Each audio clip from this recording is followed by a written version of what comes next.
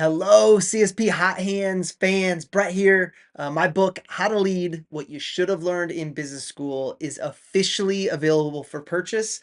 Those of you who act quickly can get access to the launch price of under $10.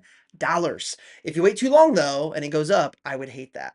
Just like you hate it when your customers wait until after the yearly price increase in February to pull the trigger. You can buy it right now at brettleads.com. All I ask is that if you love it, give it a 5-star review after you read it. I've taken my 17 years in the business and broken them into bite-sized snippets. Almost every story and lesson that I share is from my time at Cutco.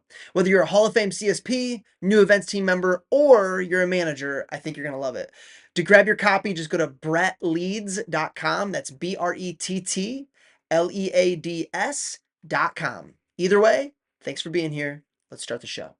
Thanks for joining us on the CSP Hot Hands 15 Minutes of Flames edition of the podcast.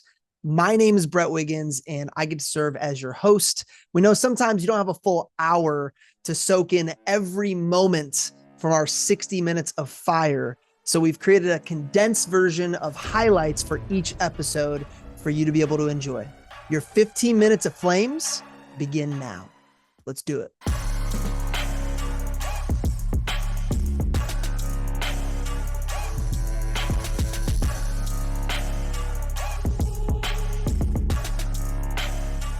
I think my biggest and proudest title that I have is I'm a mom of 2 kids. I'm a single awesome. mom of 2 kids. How old are the kiddos? My kids are 7 and 5. Oh, no way. Okay, so I have a 7 and a 5-year-old as well. And then we have a couple more littles, but we have 2 girls. Are you girl, boy, boy, boy, girl, girl? I was blessed with boy, girl. Okay, awesome. I had my son when I was 18. And then my daughter. So it sounds like it was that and then Cutco right away after the birth of your son. Yeah, so I have a really fun story. Please. When I started, my son was 3 months old when I started selling Cutco. Were you like baby on the hip on demos? Like, oh, that's so awesome. That's so fantastic. But also, like, I paid my dues. I paid the dues of like writing on paper order forms, like a lot of our seasoned reps. We paid our dues. And so I have photos of like my first summer and my customers I still talk to, still service for today, holding my son in their arms and their paper receipt. That's so great. That's so awesome. There's got to be like now is your 5-year-old in school during the day yet? Yeah. So there's got to be something like, wow, this job's never been easier. I am not holding anyone. This is great. I can just imagine the hours of phone time with yelling children in the background. And I mean, gosh, it's like being a dad while I'm away from the house sometimes during the day. But I can't imagine how great your focus has been developed during that. That's so cool. Well, good for you. That's fantastic. So this was, and when you first got the job at Cutco as a single mom, 3-month-old, like what was it like hey, this could be a forever thing? It was like, I just need some cash now. We're going to give this a shot. Well, so the whole reason that I even decided to start looking for work was like, I was obviously at this point at 18 years old, I was young, I was living with family. At the time I wasn't single. Dad was still in our life. Okay.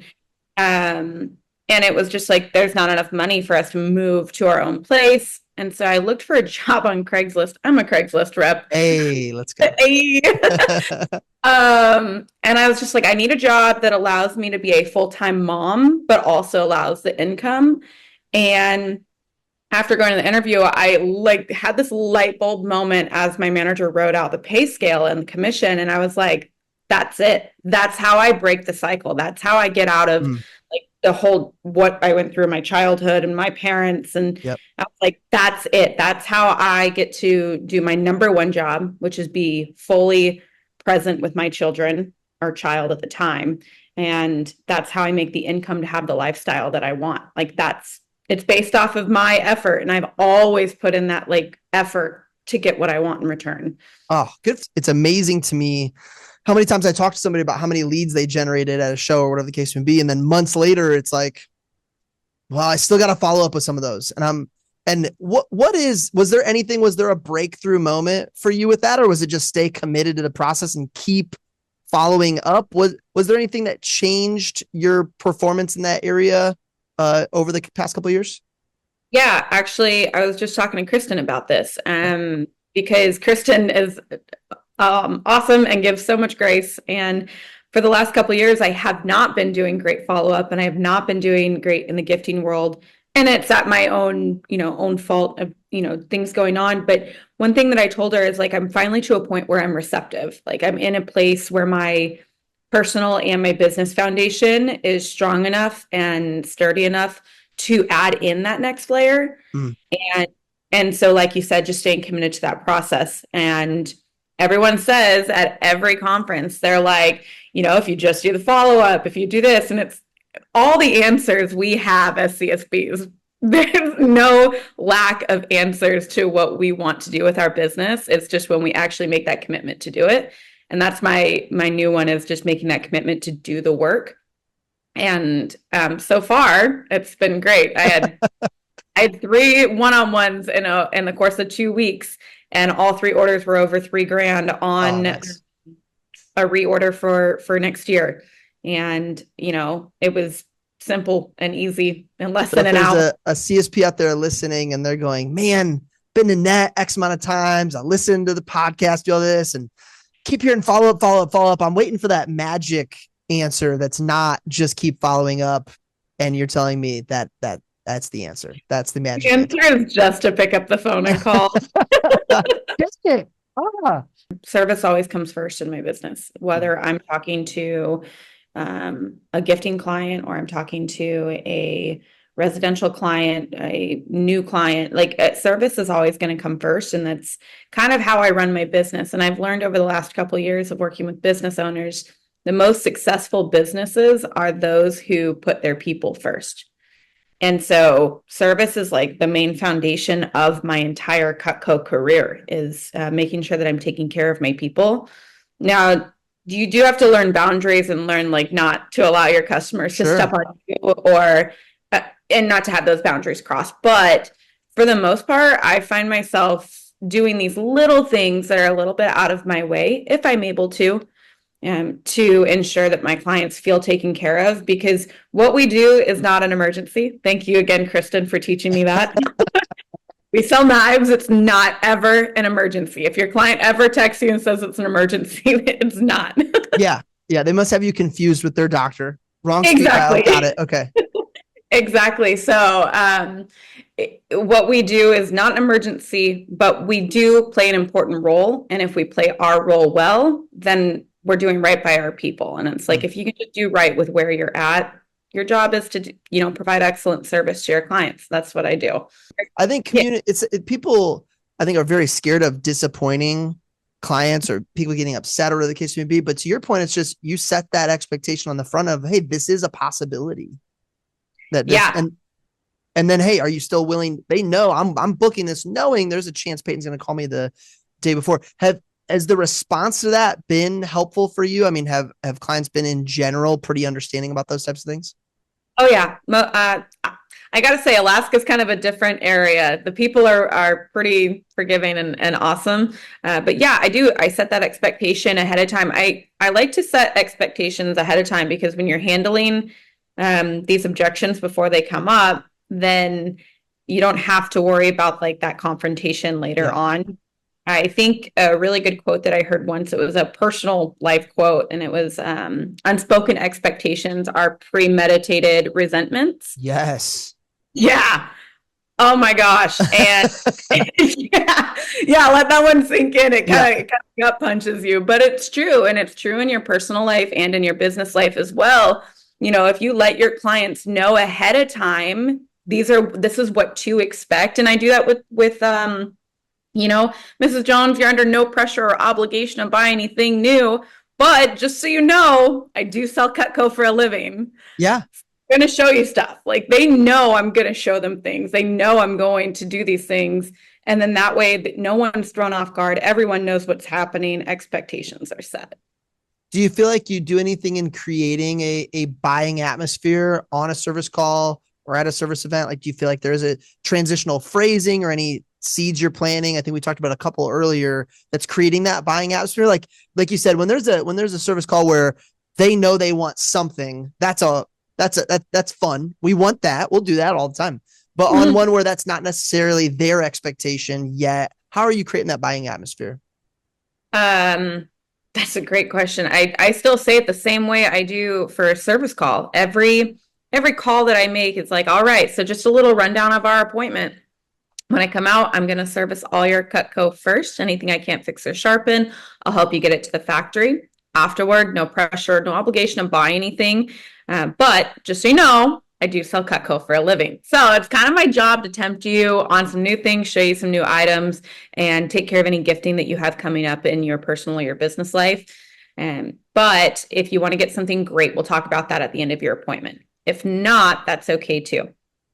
And so I say basically the same thing for a service event.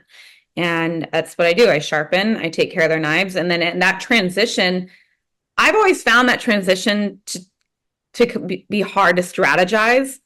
And so I just make it fun.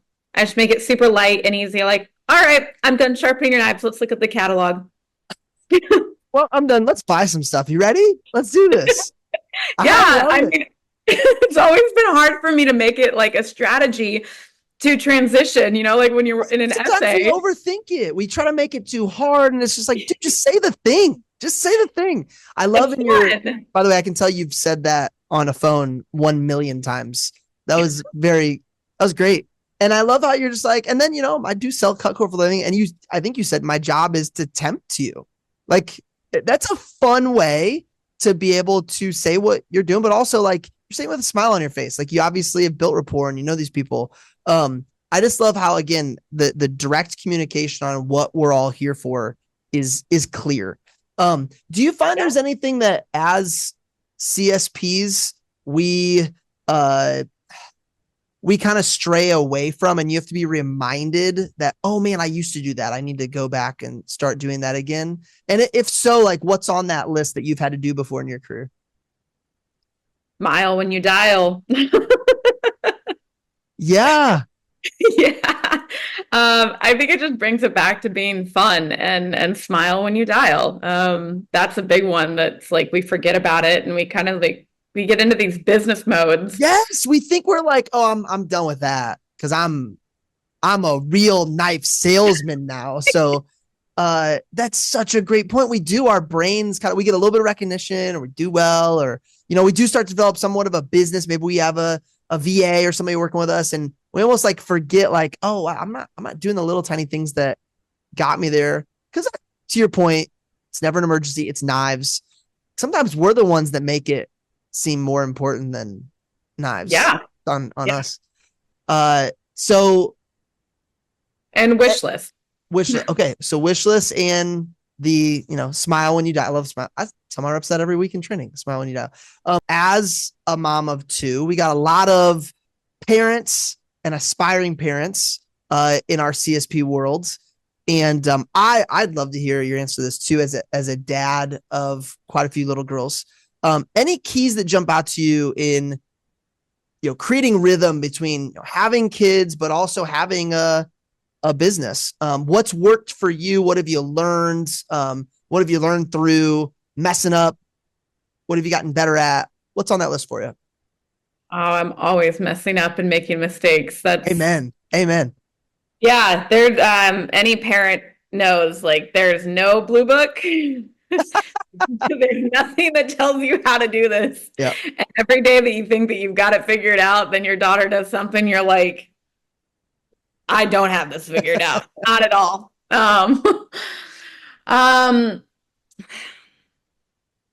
Grace. That's I could preach about just grace and giving yourself. Just to be clear too, like grace with yourself. Yeah, yourself, your children, your business, your clients when they do get upset that you're not able to follow through with something. I'm to a stage where it's a little different. My kids, 5 and 7, they're getting to that different stage, and so it's not as demanding. And But I will say, anytime that I mess up, anytime that I don't do something right, I just have to give myself a lot of grace, and I have to give my clients grace, because sometimes it is frustrating for them if I drop the ball on something. If I say I'm going to do something and then something comes up with my children and I'm not able to, or I forget, or whatever happens, I do have the not happy clients, and I just have to, give them grace. And as far as balancing things with my kids, I just do it with them. They're learning as I'm learning, and we're just a team, and we're figuring it out as we go. Solution oriented is really big for me, and I think you've picked up on that on some of my. That is we're putting that on a t-shirt for you. That's your thing for sure.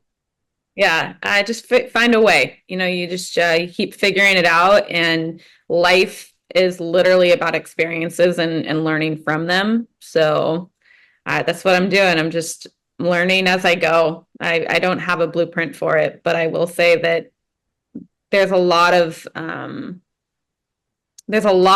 good that comes out of being a business owner and a mom at the same time. What keeps you rolling during the funks, or sales is up and down? There's ebbs and flows during those valleys. What keeps you moving? Yeah, that question has been asked to me multiple times by reps, by managers, because I have them. And something in Alaska that we all experience heavily is our seasonal depression time. Sun goes away.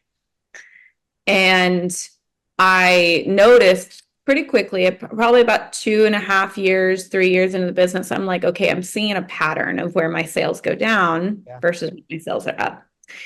And they are right on track with the seasonal depression time. And one thing that really has helped me keep going is learning to trust that the averages always work themselves out. That's a line that I live by in my business, is that you're going to have, everyone talks about like, okay, bad numbers. You close 7 out of 10 appointments in a week. Well, you might have a week that you close 10 out of 10, but that means next week you could potentially only close on 4. And it's like, yeah, if you're looking at 1 week or 1 day or 1 order, or even 10 orders, you might not see those averages. But if you look at 3 months, 6 months, a year, 2, 3 years, and you start looking at that bigger picture, which is what we're doing. We're in business. We're not in a hobby. We're not in, a clock in, clock out job. We're in business, and we're choosing to be here. That's what business owners choose to do. If you can look at that bigger picture and say to yourself over and over again, the numbers always work themselves out, then you're fine. Working with Trent Booth and the Veritas Leadership Group over the last decade has unlocked things within me that I never knew existed until they were coached out of me. If you're listening and you feel stuck, or like you have another gear that you're having a hard time getting to, Trent's offering a free intro call to any of our listeners. I love Veritas because it's an amazing combo of mentoring and coaching. I get what I need when I need it most. It's also a flat monthly rate, which is awesome for anyone looking to give it a shot with no contract and no long-term commitment. Schedule a call with Trent today by going to linktree/CSP60. That's linktr.ee/CSP60. That's linktree/CSP60 with a dot before the 2 E's. Thanks for listening. And for some of you watching, I want to remind you that all resources from today can be found at linktree/CSP60. That's linktr.ee/CSP60. That's linktree/CSP60 with a dot before the EE. If you want to be a member of our live Zoom audience for one of our upcoming shows, email bwiggins@vectormarketing.com. That's BWIGGINS@vectormarketing.com. If you loved what you heard today, I'd be honored if you followed, subscribed, or even rated us on whatever platform you use to find your 60 minutes of fire. We'll see you next time.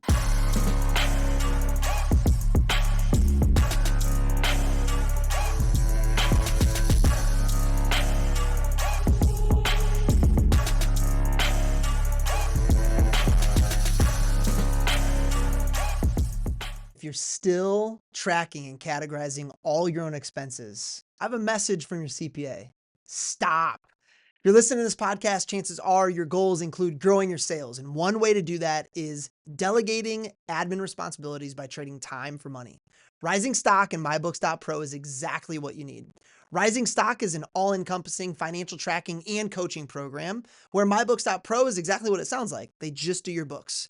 You can choose to just have them track your expenses or take advantage of everything they have to offer. Do your business and your CPA a favor by scheduling a free intro call today at linktree/CSP60. That's linktr.ee/CSP60. That's linktree/CSP60 with a dot before the two E's.